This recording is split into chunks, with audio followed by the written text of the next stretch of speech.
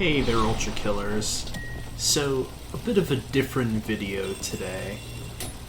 I regret to inform you that I got all of my flash drive footage corrupted. All the footage I got from this part, from this episode, ended up getting corrupted, and I can't use it anymore. So, you know, that's not good. That's annoying, and I'd hate to leave you without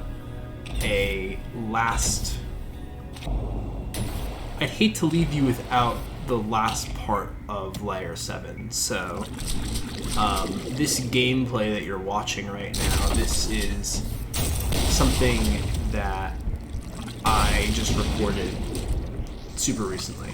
So you may actually notice that I have the Slab Revolver at this point, which at this point in the playthrough, when I actually was playing this for the first time, I didn't have the Slab Revolver, but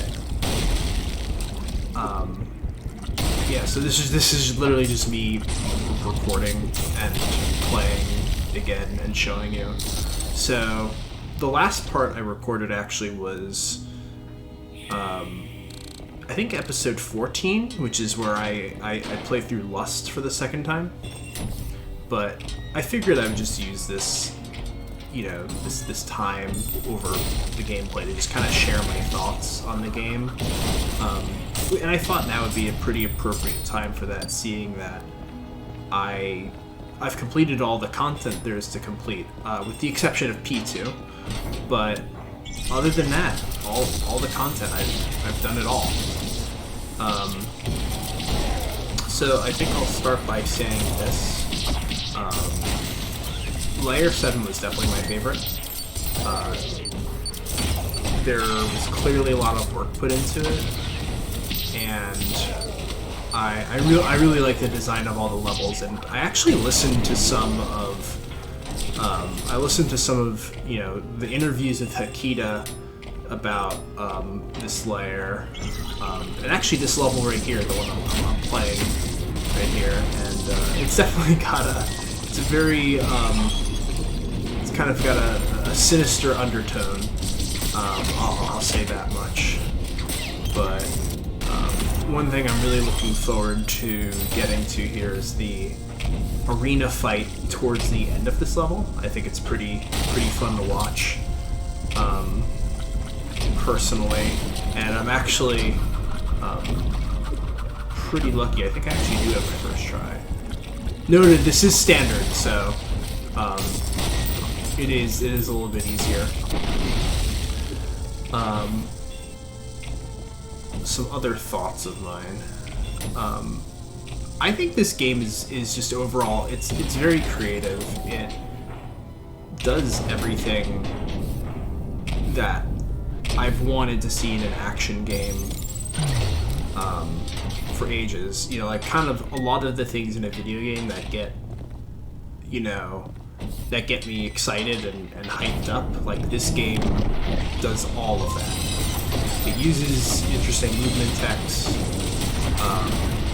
It has an incredibly high skill ceiling. The weapons are all fun to use.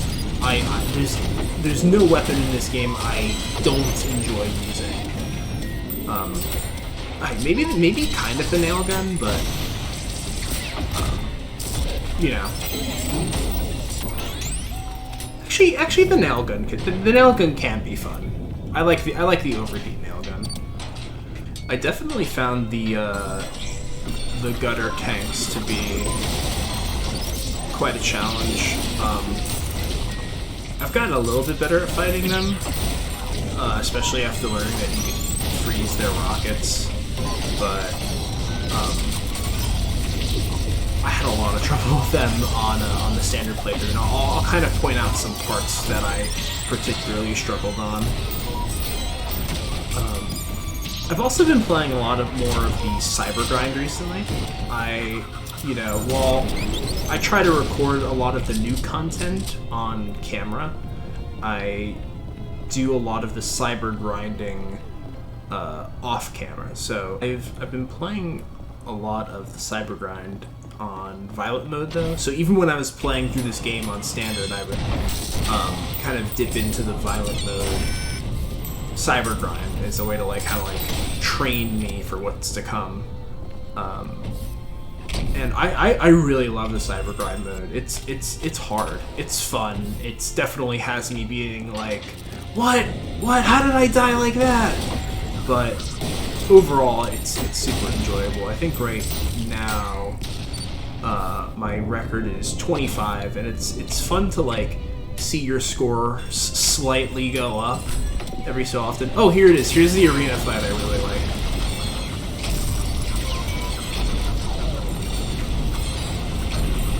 Yeah. But, you know, like, I think if you were to watch this side by side with, like, me initially playing it, you could see that, like, you know, I know I have more expectations on what's to come.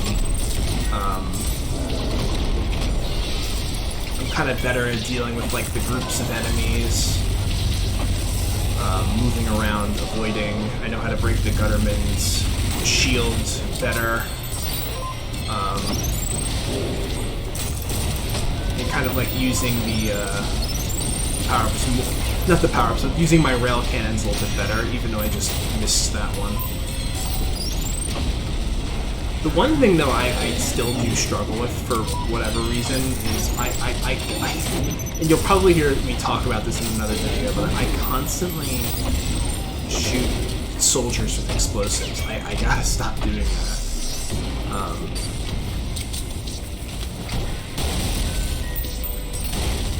Yeah, this part, I think it took me a little bit of time to figure out here that I actually needed to kill these mannequins, like, below the tree. So you can just kind of watch me deal with the blood mannequins for a bit.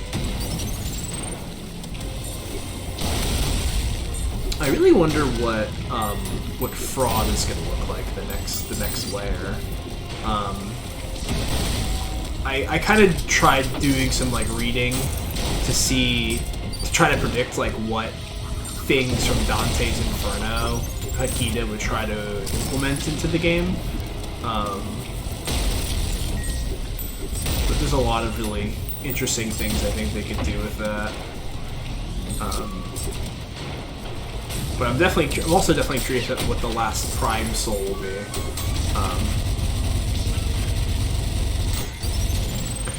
And yeah, speaking of Prime Souls, you may have been wondering. I've referred to P2 and P1 a little bit. So I'm aware of P2. Like, I would say I like spoiled myself on P2 to some extent, but not completely. I remember there was once a line that was like saying, you know, when writing good dialogue, you give the audience something that you give the audience something they want, but not in a way that they expect it. And I think that, you know, my experience with like spoiling P2 for myself is kind of similar to that, because I kind of know it's coming. There's like another flesh prison type thing. I know that the Prime Soul Sisyphus Prime, I know that it's a really hard level, it has enemies in it, but I don't know the specifics of it. I don't know what happens in the level. I don't really know the sequence of events. I just know vague details of it. I've never actually seen it in action, so like any of Sisyphus Prime's moves or any of that, that's gonna be the first time I'm seeing any of it. But I kind of feel like he's gonna have like some kind of like instant kill move. That's something I can totally foresee, and I'll be playing it on Violent too. Also, look at this here. Like I'm like falling off and like I can't kill this gutter tank. It's insane. I really liked 7.4 a lot. When I first saw Benjamin looking at me, I was dumbfounded. I was like, I have to fight that?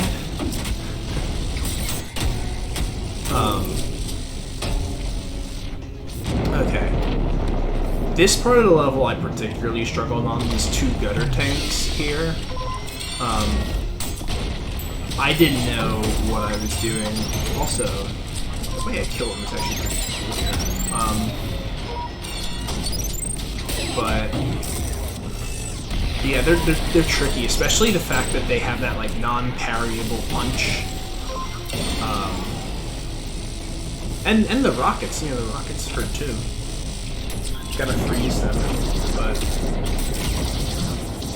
I like that a lot of the newer enemies, like Wrath and Beyond, they seem to have like, they seem to try to use the other weapons, like the new weapons, like the rocket launcher or the knuckle blaster. You know, like it's like you have to use the knuckle blaster to do this. Like the sentry comes to mind, the gutter man and the gutter tank come to mind with that. It'd be cool to see some stuff that uses like some of the interactions with the cannonball, though. Yeah. I really like the SRS cannonball. I still don't know how to use it completely, but from what I've done with it so far, it's a very fun weapon to use. I really like using it. I really like to shoot it and then shoot it with a revolver to make it explode. Also, I'm totally beefing this defense system. Like I don't know what I'm doing. I wish there were more enemies that use the mortars, like what the Hideous Mass has. I definitely think that'd be cool to see, and I like that they put the. I'm a big fan of them putting like the homing projectiles on the mannequins. I think that was a nice addition. Like the mannequins feel like very formidable, normal enemies, if that makes sense. Like there's, like you fight them in groups, and they're kind of small, but they're definitely like much stronger than something like a filth or like the husks. They're much stronger than the usual husks.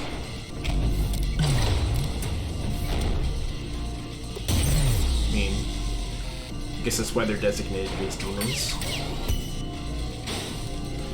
Also, the music in this level is incredible. It's incredible. Like the fact that it's like multiple tracks like this, and it like shifts between them based off of where in the level you are. That's awesome. That's insane. Spoiler alert here, but I fail a lot at this part with the killing Benjamin's brain. I definitely mess up quite a bit. Things that I shouldn't be messing up on too, you know?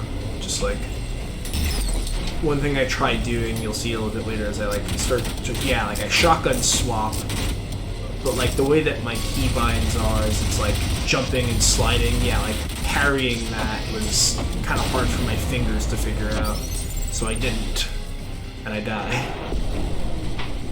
But yeah, no, the music in this level's insane. Like I've definitely listened to a lot of the soundtrack on Spotify. I've kind of augmented that with some of the Keygen Church stuff too.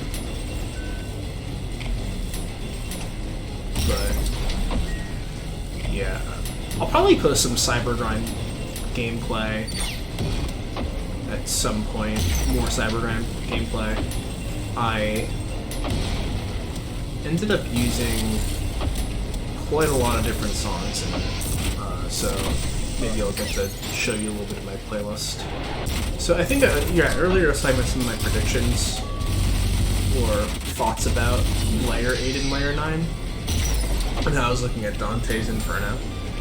I think that one thing I can kind of foresee them doing is, you know, Dante's Inferno mentions that Layer 8 has a lot of it mentions that this is where, like, they send sorcerers. So I think the concept of you know, sorcerer could be a pretty interesting enemy. I don't know, like, is a demon a husk? I'm not sure. Although I'm sure that's I'm sure there's something much more creative that they would end up doing rather than just make an enemy and name it Sorcerer. But, you know, I could see something like that. I could see something like them making another enemy that uses, like, the mortar hell energy. Maybe another greater demon.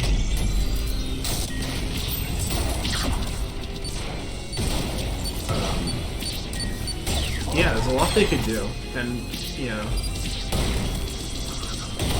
I think based off of the patterns, the difficulty and, like, the range of enemies scales really well. Like,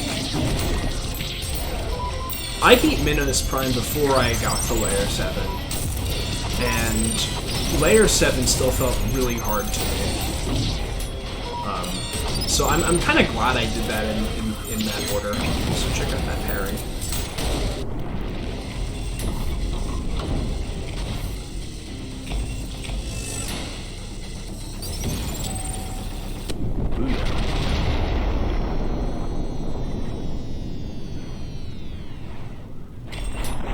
But yeah, I think that's it. So, once again, sorry about my flash drive getting corrupted. And, I'll see you next time. We'll start the Violent playthrough next time. Thanks.